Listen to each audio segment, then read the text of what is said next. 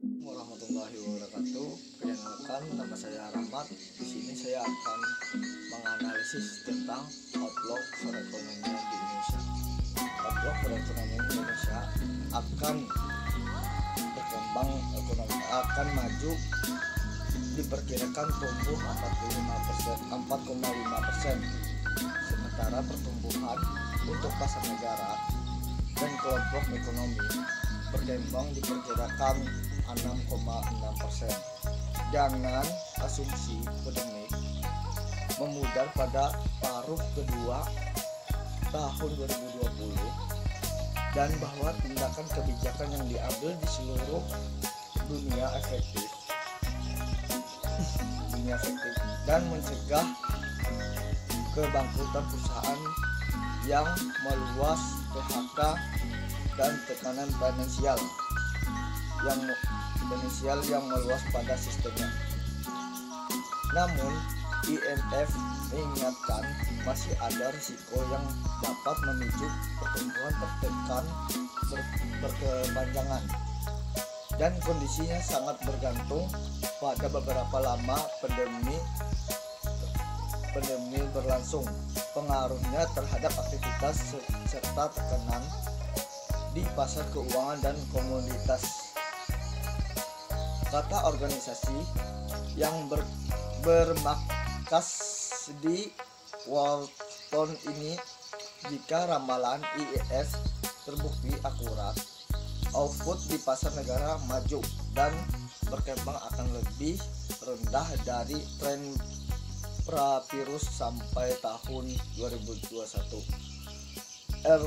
Alternatifnya, yakni jika pandemi virus corona berlangsung lama dan virus kembali muncul pada 2021 atau keduanya, pandemi yang lebih panjang akan menggerus pada PDB sebesar 3% tahun ini sesuai pernyataan di awal. Namun jika virus kembali muncul atau berlangsung hingga tahun depan, proyek output 2021 akan berkurang hingga 8%. Terhadap Indonesia, IMF juga memberikan pemikiran tentang Robion yang tinggi jika pandemi ini berlalu tahun ini. Namun pertumbuhan ekonomi Indonesia bisa melesat hingga 8,2% pada tahun 2021 dengan pemikiran Robion. Dari hingga 8,2% ini jauh dari perkiraan pemerintah. Tentang pemikiran, Sri Mulyani memproyeksikan pertumbuhan ekonomi di Indonesia pada tahun 2021 beberapa pada kisaran 4,5 sampai 5,5%. Outlook 2021 pertumbuhan ekonomi diperkirakan di rang 4,5 sampai 5,5% dan inflasi 2 sampai 4%. Dia memastikan angka-angka proyek tersebut akan masuk ke dalam rangka ekonomi makro dan pokok-pokok kebijakan fiskal 2021 yang bakal disampaikan ke Dewan Perwakilan Rakyat (DPR). Namun melihat ramalan Badan Nasional Penanggulangan Bencana, puncak pandemi jatuh pada akhir Juni atau awal Juli 2020 dengan jumlah persen hingga 100 orang. Rasanya pertumbuhan ekonomi tidak sampai menius saja sudah cukup. Dan juga pasalnya, tujuan mulia saat ini adalah kesembuhan total bagi masyarakat yang terkena pandemik dan zero kasus di kemudian hari. Di dalam krisis The Great Lockdown ini, tidak ada satu pihak pun yang harus larut dalam proyeksi-proyeksi, bahkan panik untuk melihat angka-angka pun tidak akan mengurangi sakit yang mendara. penerimaan negara telah menunjukkan adanya perbaikan dari bulan Januari 2020. Realisasi pendapatan negara dan hibah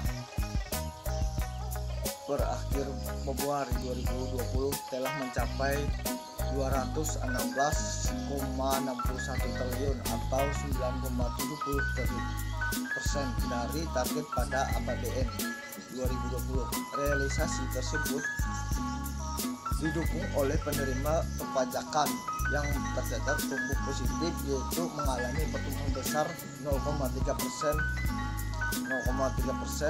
Dengan kondisi tersebut, sampai akhir Februari 2020, realisasi penerimaan perpajakan tercatat sebesar 1.777,96 triliun atau lebih mencapai 9,54%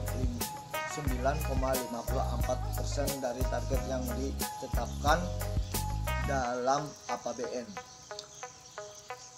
Namun penerimaan negara bukan pajak mencapai 38,62%, 38,62 triliun, dan hibah sebesar 0,3 triliun. Namun pertumbuhan penerimaan pajak didorong oleh pertumbuhan dari penerimaan pajak bumi dan bangunan PBB dan pajak lainnya yang masing-masing tumbuh 95,00% dan 5,67%. Untuk PPh non migas ditopang oleh penerimaan dari PPh 21 yang tumbuh sebesar 10,08%,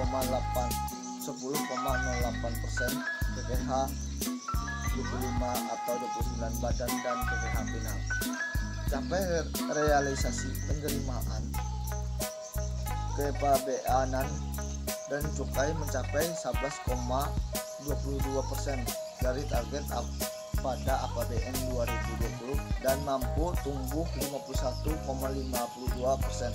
Secara nominal, realisasi penerimaan tersebut ditopang oleh penerimaan dari cukai dan cukai dan bea masuk BM. Pertumbuhan penerimaan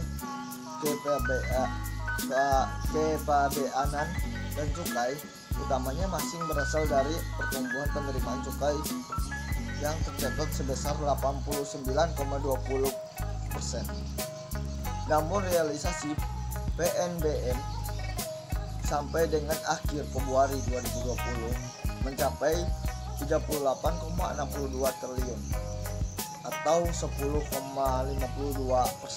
terhadap target dalam APBN 2020. Pencapaian realisasi PNBP tersebut terutama didominasi oleh realisasi PNBP, SDA dan PNBP lainnya, di mana masing-masing sebesar 20,92 triliun dan 15,98 triliun. Realisasi PNBP SDA Migas Indonesia Core First periode Januari sampai Februari 2020 yang tercatat sebesar 61,00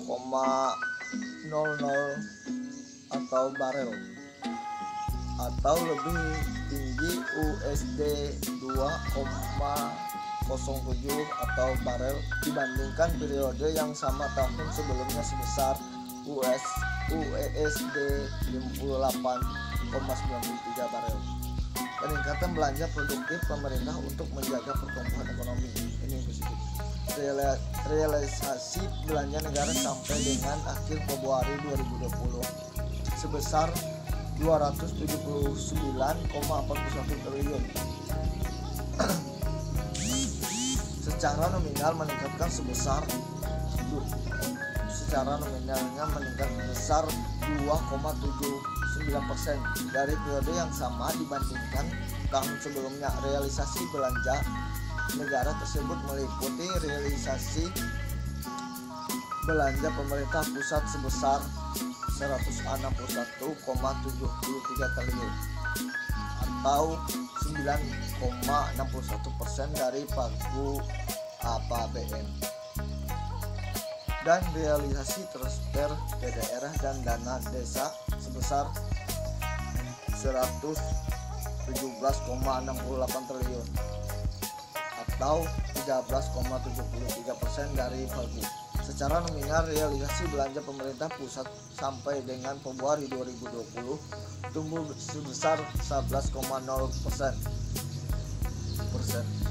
dari tahun sebelumnya. Meningkatnya kinerja realisasi belanja pemerintah pusat tersebut utamanya dipengaruhi realisasi belanja modal yang mengalami peningkatan sebesar 51,30% dan bantuan sosial yang mengalami peningkatan sebesar 35,21% jika dibandingkan tahun sebelumnya. Baik, itulah analisis saya dari outlook perekonomian Indonesia, dari dampak positif dan negatifnya.